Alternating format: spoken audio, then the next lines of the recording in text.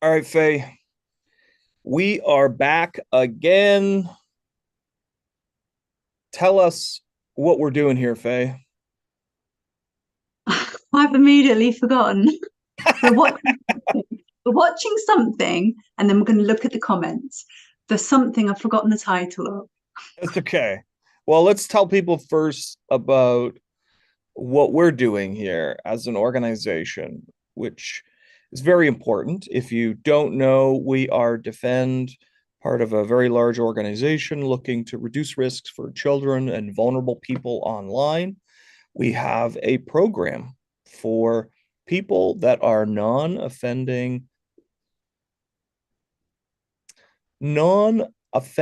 maps. And I hesitate there because I was just about to say pedophiles. And that's not actually the case because somebody doesn't have to be a pedophile to be joining our and I guess let's make distinction. What is a pedophile? A pedophile has very, very distinct sets Criteria. of attraction.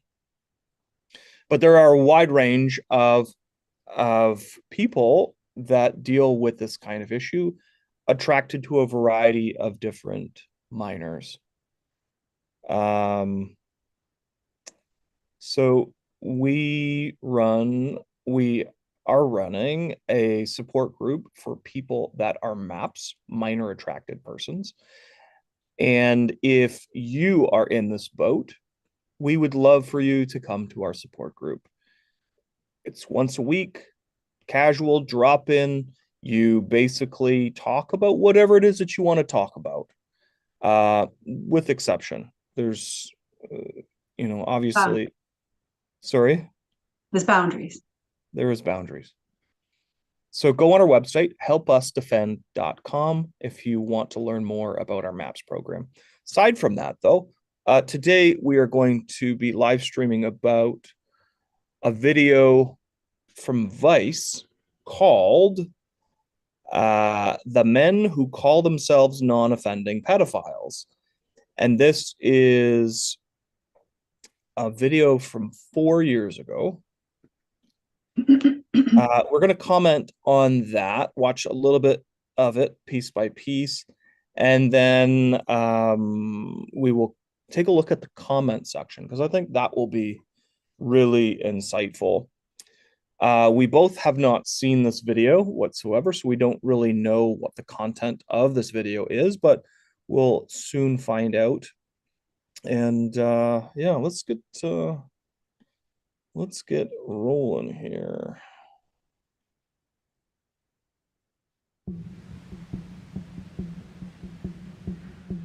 I wish people understood that, I mean, we generally don't like the fact that there are pedophiles either. Like, we didn't ask for this. It's something that a lot of people will be more comfortable ignoring, but when it's you, it's not really an option to ignore it. This is David. He's known as a non-offending pedophile. Someone who has a romantic and sexual attraction to kids, but says he's never abused a child. And that's really how we would define a map that would be Yeah. attending our support group.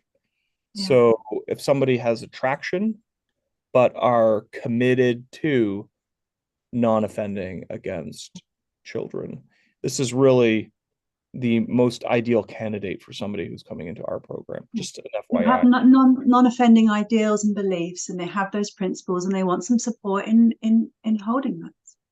Yeah.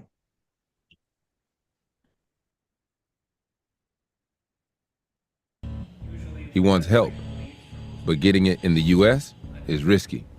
When I was figuring this stuff out about myself, I decided that I couldn't tell anybody because I was pretty certain that at best they would like desert me and just like I'd lose a friend or whatever, and at worst like they'd tell absolutely everybody and I'd be like, It'd be dangerous for you. it would be dangerous.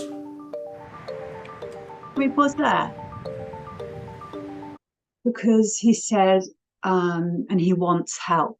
But really, it's further than that. He deserves help. This man has done nothing, but realize he has the worst condition a person can ever have bestowed onto them, either by birth or by endurance or something terrible.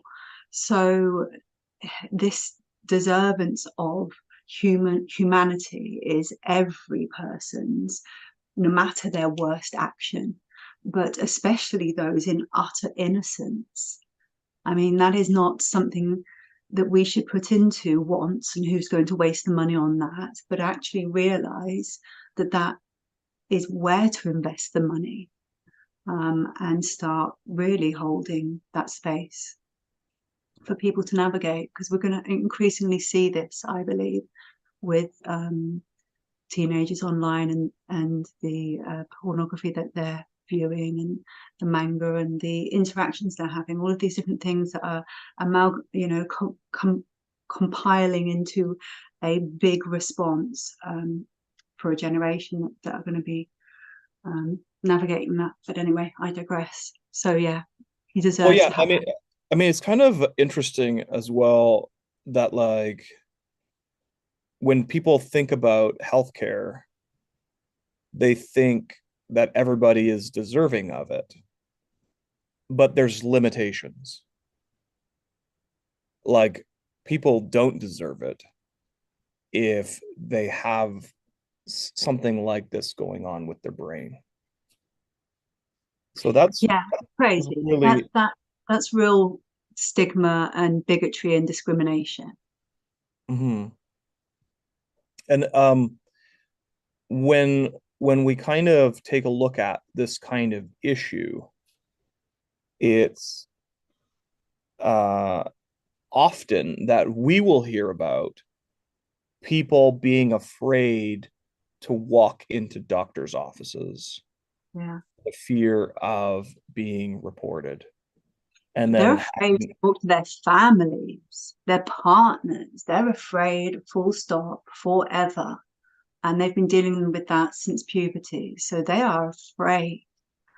So going to the doctor is another realm of afraidness. Finding a counselor is another realm of afraidness. Going to a support group is another realm of afraidness, because you're taking that leap of faith. And it is scary because it is the most punitive umbrella to get yourself stuck under, and people are hate-filled for it. So it's not just hate piled upon, it is righteous hate piled upon, which everyone agrees with. So no, and it's just dealt as if that's what you should expect, and it really is atrocious, really. All right, let's continue. I think only for another minute or so. Getting a warning from YouTube saying that this video belongs to somebody else. We've never thought about non-offending pedophiles. We focused all of our resources on after-the-fact interventions. How do we punish? How do we surveil? How do we keep track of sex offenders? What we need are interventions that can target the vast majority of sex crimes that can be prevented. I love Dr. Laterne. This woman is amazing. One of my many heroes of prevention. You've met her? No, I just love her. Her work, everything she does. She did a TED talk, which was amazing. She really has broached this subject in a way that really tries to destigmatize it and create it into a digestible format that people should be able to navigate and get their heads around. And if not for their sakes, for the savior of victims. And actively getting out of the way of prevention, because you've got to want to save children more than you want to hate pedophiles. But yeah, she's amazing and has done loads of stuff, and I can't speak highly enough for her, of her, should I say. Yeah, so I mean, in just the first like 2 minutes here, I mean, we're talking a lot about like really impactful issues. Mm-hmm. The one thing that kind of stands out as far as like her introductory statements here is she's talking about prevention. And most of the time, as we know, people are only focused on but all but avoid it. It's an afterthought if it comes up. Right. So somebody's been harmed already. Let's try and Yes. keep tabs on this person forever. Let's, basically Prevention is almost a dirty word in these parts. It's like it's very difficult to get into a dialogue because, oh, not that. Surely you don't want to talk about that. We don't want to talk about that, do we? Because otherwise, what will we be labelled? And it's so sort of stigmatized that people don't even want to get near it. But Dr. Letourneau is just amazing at speaking through that.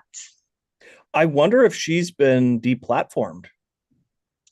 I wonder if she's been canceled. I saw another recent thing. She did the TED talk, and it's come down for a while and it's come back up again. And I watched another thing that she's recently done where she explained that, it was actually hard going for her for quite a while. But she's back on the pathway of prevention and getting this stuff out there, and finding her internal bravery to keep stepping forwards, which I just am honor and witness of. This woman is a fighter. She is listed on Johns Hopkins University. Yeah, she's highly qualified. She is highly qualified.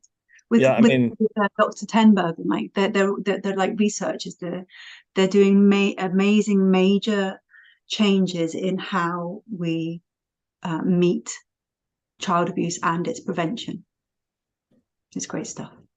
And I was kind of being facetious there, but you thought that you have an opinion that she may have faced some backlash.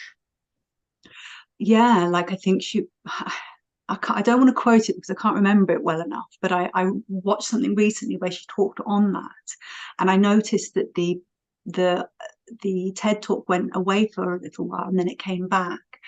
And then when I watched this thing, I was like, oh, that really explains that. But I can't remember it enough to quote anything.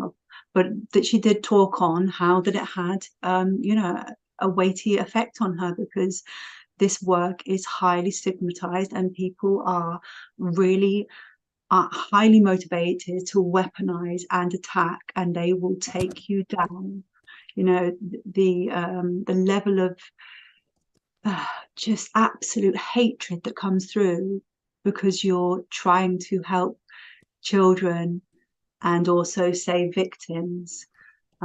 It's unconscionable. I don't know how or why, but I'm so glad she fought through. Well, we want her on the team. What's on there is her email address. Contact her. You know what I'm thinking? Yes, I do. Do it. Do it. We have another podcast that we're working on. I think that might be kind of really ideal for that. Yeah. It's a Talking Heads podcast, and anyways, let's see just a little bit more of her and what they're talking about in this video.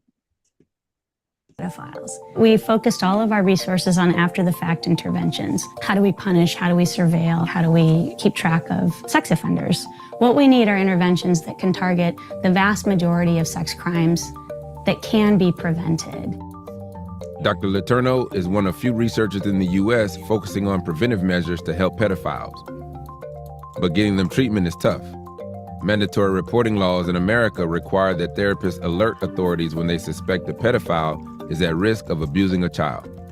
If you are someone that has an attraction and you go to a therapist and you say, I have these attractions for young people, what could happen? Any number of things could happen. Even if you've never offended, if you're sexually interested in children, you reach out to a therapist for help, they may decide that you still represent a threat and that their concerns meet the threshold for a mandatory report. I know of a child who's at the age of 15 disclosed to his school guidance counselor that he had sexual interest in young children and he wanted some help and support around that. He got kicked out of school, and they assumed, as many people do assume, that someone with sexual interest in children, that they cannot control themselves, that they will just reach out and grab the first child they see off the street and rape that child. And that's not true.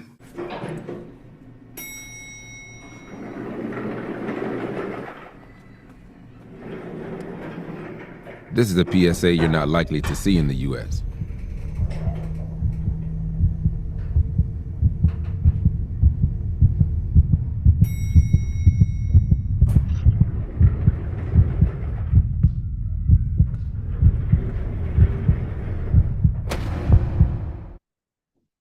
Wow. Yeah, I've got goosebumps. I think we stop there. I want to point our attention, like, so this is the video on YouTube. What do you think the comment section looks like in this YouTube video? I can't imagine why it would be full of hate, but I bet it is, because Dr. Letourneau spoke eloquently on what really is a preventable thing, because most adult on child sex offenders are situational. They're not even attracted to children. And the other biggest cohort of people sexually harming children are other children against children. And they are all preventable, they're all supportable, they all deserve support, as well as the people that are saying, I've got this attraction and I want help with it. And that little boy, the 15-year-old who's just coming to terms with his puberty and his knowledge on self, and he's now just been so punitively branded for the rest of his life. That will like set a precedent that will speak volumes to anyone else that wants to look for support or help, that they can't, they shouldn't, they won't. And so it just creates this furthering of all these things that they're meant to hate. And it's just it's an oxymoron. It's not even an oxymoron, it's just fucking moronic. But yeah, what are the comments like? Because I will defend till to death Dr. Letourneau's speaking on this, because she's brave and powerful and speaks eloquently, and from nothing but data and education and research. Like, there's some biblical stuff here. They didn't choose. Right. 12 to 18 is legal in many countries. Why can't they be relocated there? That's kind of that's a different, I've never heard that before. The only thing that I've really seen in response to people having abhorrent thoughts about how to deal with this issue is that they should be 6 feet under, and or in jail for the rest of their lives, just for their attraction. Yeah, but it's a dangerous precedent to set that we'll send them where there's a low age of consent, so that those minors can service adults' fantasies, because those minors would, when they get to in those countries, those minors that are of legal consenting age, and I would very strongly contest that they can't consent at that age. But whether they can consent to adult sex at that age is really questionable, because they have no experience of it, and it's such a power dynamic unevenness that's too much for a brain that hasn't even fully developed to navigate. But yeah, we see some comments here about sex dolls. I think a lot of researchers believe that sex dolls should be available, and that they would be a very handy, with manga, alternative for people with this not disorder, with this condition. People living with it without disorder should have a right to an outlet that doesn't harm anyone. But people living with the disorder, I can understand why adding media to that could, in an unsafe or unsupported environment where they're in disorder with their paedophilia, that could increase their risk to harm a child, either online or in person. Here's so an interesting one. If you do not support preventative measures for potential offending pedophiles, you care more about your own anger than you do about children. Let's see. Yeah. Somebody absolutely agree. Spot on. You should be president. Good. I want them to hide. Yay. Good. I want them to keep abusing children, but far from my eyes. Oh. Some of them don't even make sense as a sentence. So we're just gonna like glaze over the ones that just what. Give specific sources. Castration. We've heard that a lot. I wish we would have this in the US instead. Pedos are too scared to get help. Medical castration, it can be a very workable what's the word, support for people with an urge that they want to get rid of. And generally, if they are paedophilic or necrophilic, if they are actually attracted to children, and they have urges and they are solely attracted to children, they don't have attraction to adults as well, getting rid of their sexual urge would be a real relief. So again, why that's not just available and without discrimination to be prescribed for men that don't want their sexual urges for whatever reason.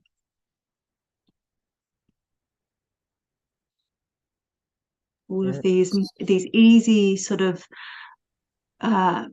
portals of care and empathy that harm no one could really save lives in lots of ways. So I think it's all worth visiting and all definitely worth researching and continuing to be researched. But the more that they research, the more meta studies that I read, the more it makes sense that prevention empathy is where to start if we're going to ever make a dent. Yeah. Anyways, it's just hard to read some of this stuff. I can't read anything. It's all really tiny to me. Well, I mean, there's people talking about machetes and there's people talking about active incitement of annihilation, their own victimization. Well, and that comes up. People feel that they were the last victim, so they should be righteous on a hill, stating that they don't want anyone to trigger them, and everyone should change the world for their triggers. And it just doesn't work like that. You have your set triggers that you need to look after, and you're not the last victim. So if you still need healing, you go do that, and more power to you. But do not get in the way of prevention. That is entitlement to the nth degree, which we shouldn't be sat here excusing abuse because we were abused.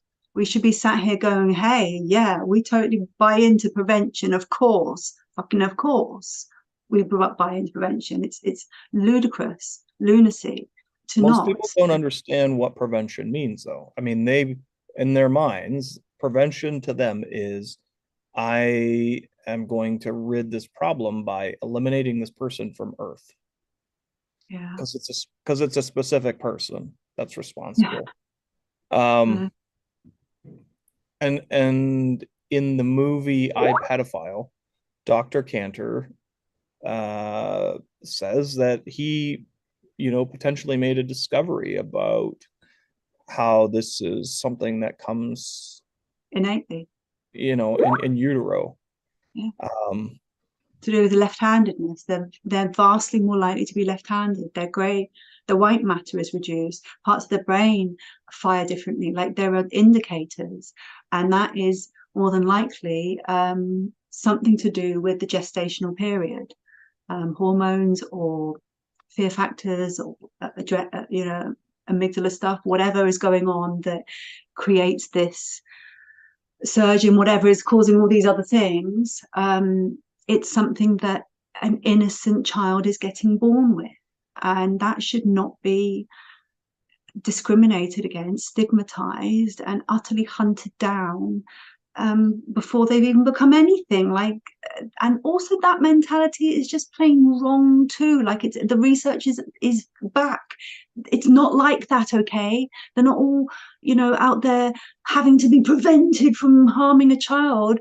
Most of them never harm a child in any way, shape, or form because they live with it very well. The ones that are struggling with it aren't because they're going to go and harm a child. It's because they're struggling with living with themselves and this thing in absolute silence, in an echo chamber of hate.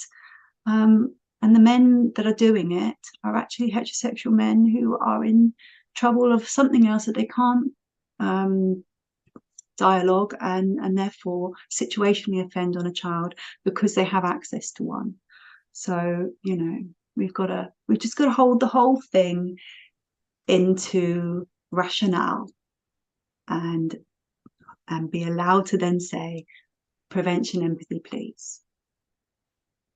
So tell us in the comment section what you think should happen to NoMAPs and what your solution is to protecting children from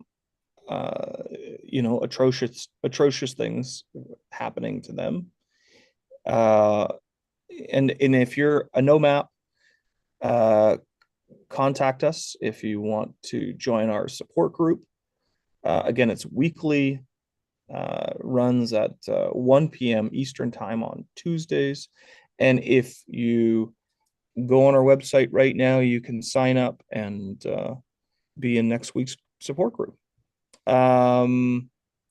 That's it for today. Thanks again, Faye, and we'll see you next time, everyone. Have a great day. My pleasure. Bye, guys.